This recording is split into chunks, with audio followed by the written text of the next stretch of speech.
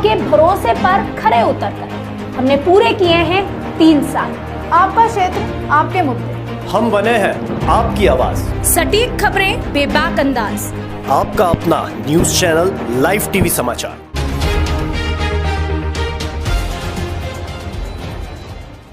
नमस्कार, मैं हूं कनुप्रिया सत्तन और आप देख रहे हैं लाइव टीवी समाचार।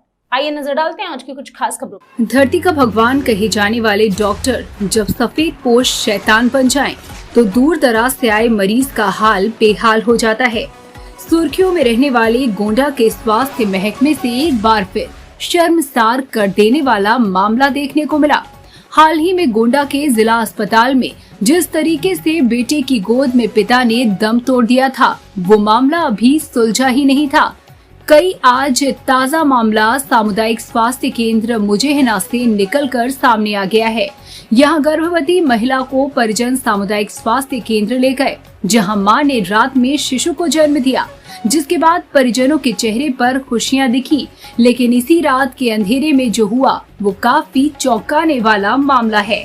बताते चलें कि लेबर रूम में बच्चे को छोड़कर सभी डॉक्टर सोने चले गए, जिसके बाद जन्मा शिशु जंगली जानवर का शिकार हो गया, जिस दौरान मासूम शिशु को जानवरों ने नोच नोच कर मार डाला।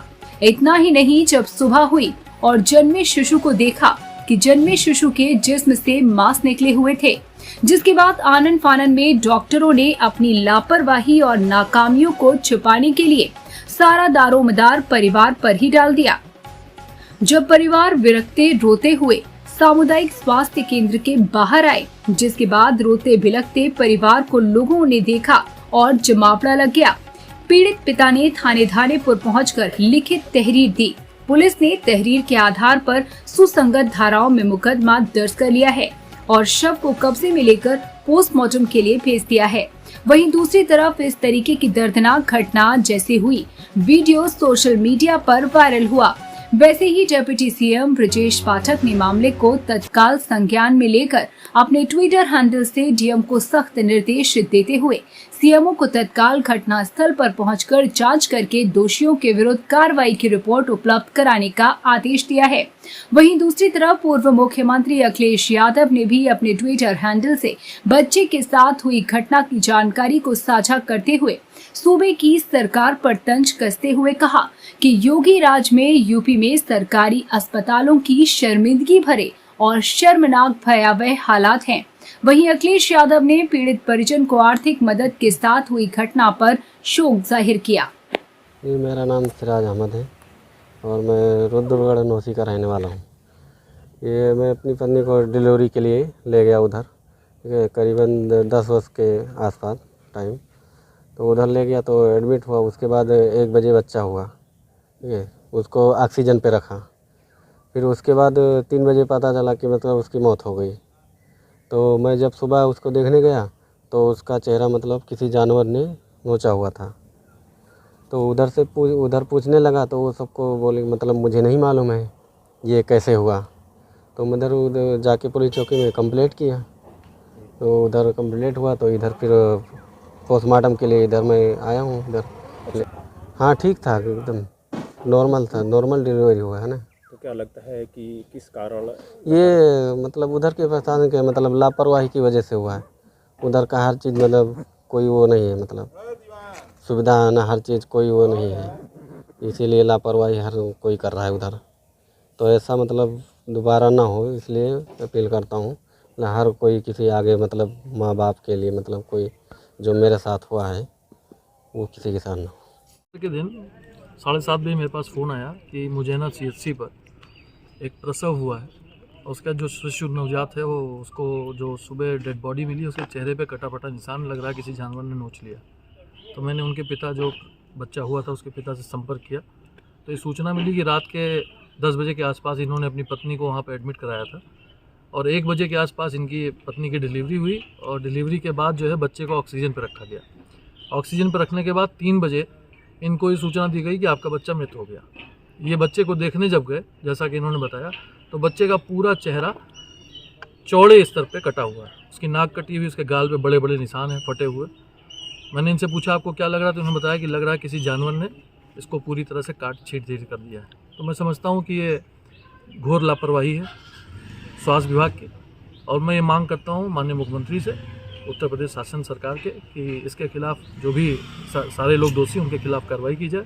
और ये सूचना मैंने आज सवेरे अपने राष्ट्रीय अध्यक्ष आदरणीय अखिलेश यादव जी को दी थी। काफ़ी उन्होंने खेद भी व्यक्त किया और हमारे पूरे एमएलसी आदरणीय राजेश यादव राजू यादव जी हैं बाराबंकी से, उनको अभी तत्काल यहाँ भेजा है। हम लोग अभी यहाँ खड़े हुए हैं, परिवार से मिल रहे हैं। और मैं समझता हूँ कि राष्ट्रीय अध्यक्ष जी को जिस तरह से मैंने सूचना दी 8 बजे और इस समय 11 साढ़े 11 बजे तक अभी राजेश यादव जी हमारे बीच में आ गए।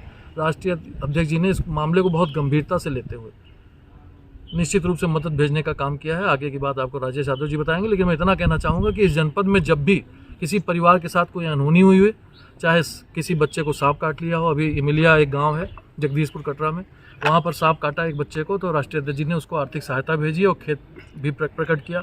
इससे पहले बेलावा गांव में जब सांड ने एक बुजुर्ग की हत्या कर दी अपने हमले से, उसमें भी राष्ट्रीय अध्यक्ष जी ने माननीय मंत्री स्वर्गीय पंडित सिंह जी के साथ में और लोगों को भेजकर आर्थिक मदद की थी। उससे पहले कर्नलगंज विधानसभा के एक गाँव में एक यादव परिवार था, उसके भी मदद करने का काम आदरणीय राष्ट्रीय अध्यक्ष जी ने कहा था। तो बहुत ही गंभीर मामले को लेते हुए उन्होंने तत्काल राजेश यादव जी को भेजा है, जो हमारे बीच में आए हैं। इस प्रकरण में क्या मांग कर रहे हैं आप? हम सीधे मांग करते हैं कि जांच की जाए। जैसा पता चला है कि मुकदमा पंजीकृत हो गया है, जांच की जाए और दोषी जो भी पाए जाए उनके सब के खिलाफ बिल्कुल बड़ी कार्रवाई की जाए, कि जैसे आगे किसी भी परिवार, किसी पिता को भी ऐसा दुख का सामना न करना पड़े। मैं आपका कहाँ से आए, क्या करने? मैं राजेश यादव राजू हूँ, नीचे कर दो। और मैं एमएलसी रहा हूँ बाराबंकी से। आज ये घटना जब मुझे पता चली आदरणीय राष्ट्रीय अध्यक्ष जी के निर्देश पर, इस जनपद हमारे जनपद के हमारी पार्टी के नेता आदरणीय सूरज जी ने जब पार्टी को अवगत कराया कि भाई सिराज जी के परिवार में जो इतनी बड़ी दुखद घटना घटित हुई है, मैं पूर्ण रूप से पूरी तरह से सरकार को जिम्मेदार ठहराता हूँ। एक तरफ आज़ाद भारत के अमृत महोत्सव मनाया जा रहा है, 75 साल हो गए। 75 साल होने के बाद इस देश को आज़ाद, आज भी सीएससी की ये स्थिति है कि इस गरीब के ऊपर जो पहाड़ टूटा है दुख और दर्द का, इसका कौन जिम्मेदार? कोई तो जिम्मेदारी लेगा ना।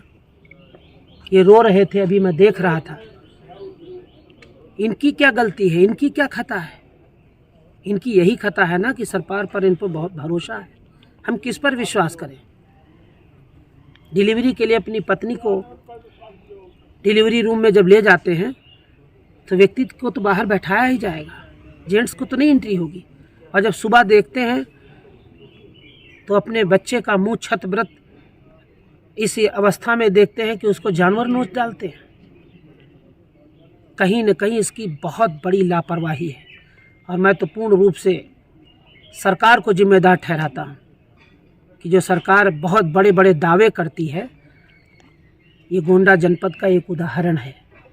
क्या मांग कर रहे हैं? मैं मांग करता हूँ कि सीएमओ को तत्काल सस्पेंड किया जाए और इस परिवार को, जो पीड़ित परिवार है, हमारी पार्टी ने जो मदद भेजी है, हम इनको मदद, आर्थिक सहायता हम देने, अभी हम और सूरज जी मदद के लिए आए हैं।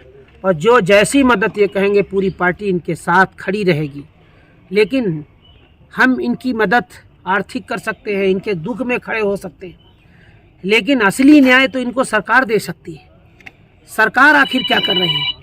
अभी तक कोई कार्रवाई नहीं हुई है। इसका कौन जिम्मेदार है? कोई तो है जिम्मेदार इसका। कौन जिम्मेदारी लेगा?